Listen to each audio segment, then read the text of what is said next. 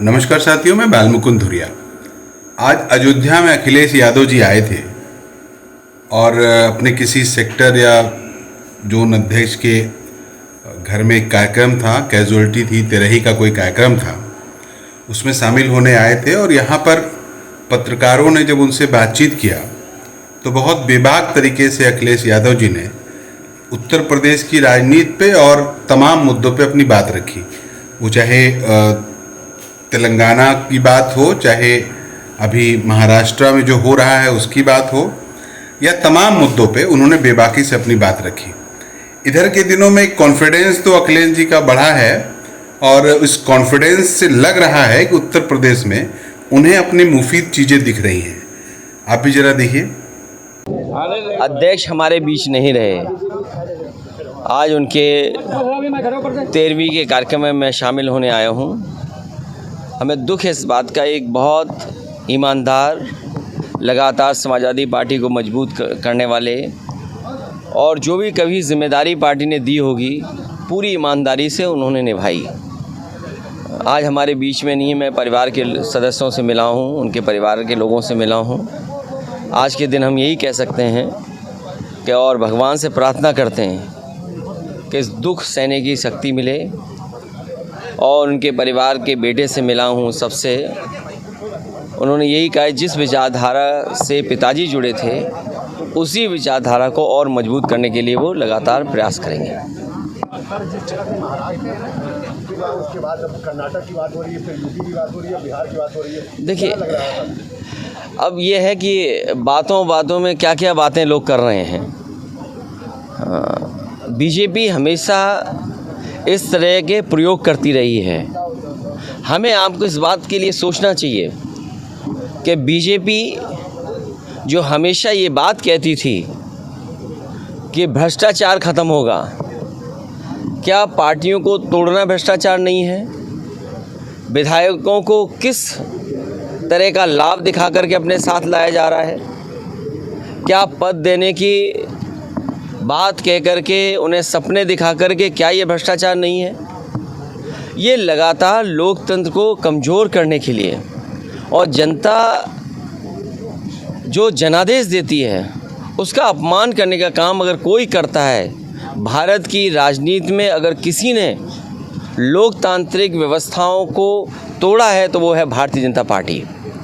और लगातार इस तरह का प्रयास वो करते रहते हैं, लेकिन जनता समझ गई है। इस तरह की चीज़ें कई बार बूमरैंग करती हैं। बूमरैंग कर करके आप देखना कि भारतीय जनता पार्टी का सफाया होगा। मैं लखनऊ से चला हूँ, अयोध्या जा रहा हूँ, मैं गड्ढे नहीं गिन सकता था। इतने गड्ढे हैं सड़क पे कि गड्ढे नहीं गिने जा सकते हैं। सरकार ये कहेगी कि हम इसके लिए अलग से रीकारपेटिंग के लिए पैसा दे देंगे, बजट दे देंगे। जिस गति से विकास होना चाहिए था वो नहीं हुआ। चरम सीमा पर महंगाई, चरम सीमा पर बेरोजगारी और चरम सीमा पर अन्याय, खुलेआम लूट। शायद पहली बार ऐसा किसी ने देखा होगा कि इतने बड़े पैमाने पर भ्रष्टाचार बढ़ा हो। क्या जनता बिजली का नाना भूल जाएगी? क्या जनता बिजली का बिल जब देती है वो भूल जाएगी? गैस का सिलेंडर जो महंगा ख़रीदना पड़ रहा है वो भूल जाएगी?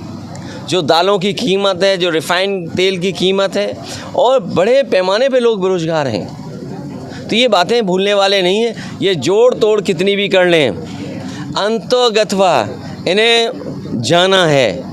और जब जनता ने मन बना लिया, ये कितने भी एक्सपेरिमेंट करें वो एक्सपेरिमेंट कामयाब नहीं होंगे। 2024 का फिर मुकाबला कैसे करेंगे? अगर आप देखिए, मुकाबले का सवाल नहीं है, मुकाबले का वो अभी बता देंगे। मुकाबले का सवाल नहीं है।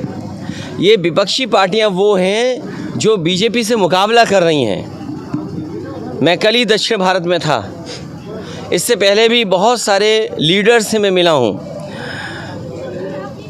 आप एक एक प्रदेश का अगर आकलन करेंगे, बीजेपी की मुश्किलें बढ़ती चली जा रही हैं। और मुश्किलें आपने देखी होंगी कैसे बढ़ी हैं। अभी योगा दिवस था, आपने पूरी सरकार को डगमगाते देखा होगा, हिलते डुलते देखा होगा योगा में। तो ये बात कोई भूल जाएगा? अरे ये जो बात इधर से आ रही थी, हालांकि मैं ये देखिए न्यूज़ 18 का काम ये है कि कुछ बीजेपी के लिए दूसरे दलों से काम लेते रहना। अभी तक तो एंकर चैनल वो लोग काम करते थे बीजेपी के लिए। अब उन्होंने एक रास्ता ये भी अपनाया है, अपना टीवी चैनल हो और उसके माध्यम से एक नेता भी कोई मिल जाए, दूसरा नेता मिल जाए। मैं इतना ही कहूँगा उनसे कि वो ज़्यादा ना बोलें, ना 1 2 3 के बाद गिनती अपने विधायकों की नहीं कर पाएंगे।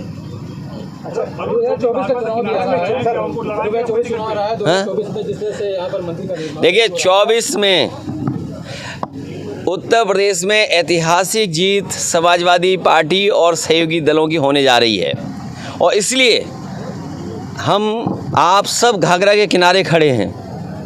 किसी दिशा में आप चले जाएं, किसी किसान की आय दोगुनी हो तो बताओ। मुझे नहीं पता कि सरयू नदी का कितना पानी पवित्र है, पवित्र मानते हैं हम लोग। गंगा माँ गंगा की कसम खा करके भारतीय जनता पार्टी के लोगों ने कहा कि हम किसानों की आय दोगुनी कर देंगे। क्या किसी किसान की आय दोगुनी हुई होगी? यहाँ ये भी सरयू का किनारा है। आप किस दिशा में जा कर के बताओगे हमें कि किसानों की आय दोगुनी हो गई? सर, चुनाव के पहले क्या 2024 के पहले महाराष्ट्र वाली घटना दोहराई जा सकती है? देखिए जो अच्छा चेहरा होगा वो समाजवादी पार्टी लड़ाएगी, सर महाराष्ट्र चुनाव जो मजबूत होगा वो समाजवादी पार्टी लड़ाएगी। आप अयोध्या में हैं, क्या राम दर्शन करेंगे रामलला का? देखो तुम कैसी बातें करते हो। कितनी बार बोलता हूँ, अगर राम की धरती वाले लोग और ख़ासकर अयोध्या के हमारे पत्रकार ये बात भूल जाएं कि मैं अयोध्या में आकर के क्या कहता हूँ। मैंने हमेशा वही कहा कि हम लोग जब पूरा निर्माण हो जाएगा तो दर्शन क्यों करने का नहीं आएंगे, और फिर हम तो आपसे भी कहेंगे हमारा भी मंदिर है उसका भी दर्शन कराएंगे आपको। अगर आप हमें दर्शन कराने के लिए बुला रहे हो तो हम भी आपको न्योता देंगे और अपने नेताओं से कहेंगे सबके phone number, address, WhatsApp number याद रखना, हमारे भी मंदिर दर्शन में आप लोग आना। 2024 क्या मुद्दा? 2024 के पहले महाराष्ट्र वाली घटना और दोहराई जा सकती है और प्रदेशों में? देखिए उलझो मत इसमें। हमें आपको ये सोचना चाहिए कि जो मुनाफा हो रहा है महंगाई के कारण वो किसकी जेब में जा रहा है, और क्या वजह है कि बड़ी बड़ी इन्वेस्टमेंट मीट के बाद भी कोई उद्योगपति उत्तर प्रदेश नहीं आया, कारखाना नहीं लग रहा है। आखिरकार वो कारण क्या है? और फिर जिस बात को प्रधानमंत्री ने कहा हो कि छुट्टा जानवर ख़त्म कर देंगे, लखनऊ से आप अयोध्या चले जाओ, अयोध्या से गोरखपुर, गोरखपुर से देवरिया और आगे हिस्से में चले जाओ, बताओ ट्रैफिक का इंतज़ाम कुछ लोग नहीं संभाल रहे, सड़कों पर जानवर संभाल रहे हैं। बड़े दुख की बात है, $1 ट्रिलियन इकोनॉमी का सपना दिखाने वाले सड़क से जानवर नहीं हटा पा रहे हैं। सर सवाल ये क्या इस तरह की महाराष्ट्र घटना दोबारा हो सकती है? और दूसरा ये कि क्या अब होगी वहाँ पर जहाँ पर आपने सरकार को डगमगाते देखा है। 24 के बाद वहीं हो गई जहाँ की आप बता रहे हो बात।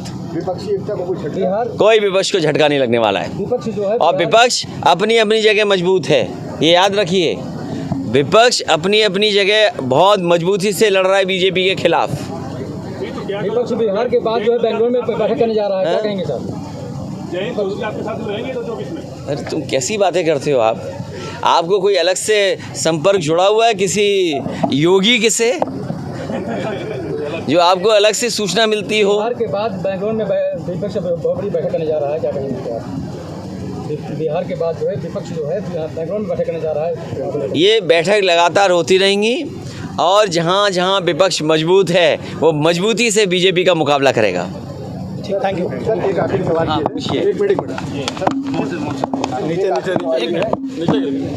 थोड़ा नीचे बात आ रही है कि अगर मायावती के साथ गठबंधन करके चुनाव लड़ा जाए और विपक्षी सारे दल एक हो जाए। क्यों तुम, अरे एक कहावत है चंडू खाने की गप।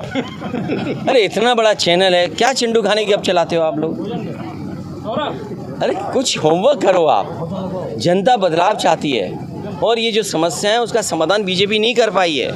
आप वही मैं कह रहा हूँ, जनता तैयार है बीजेपी को हराने के लिए। सवाल ये नहीं है कि कौन दल किसके साथ है, लेकिन जनता भारतीय जनता पार्टी को हराने के लिए मजबूत दल के साथ खड़ी होगी।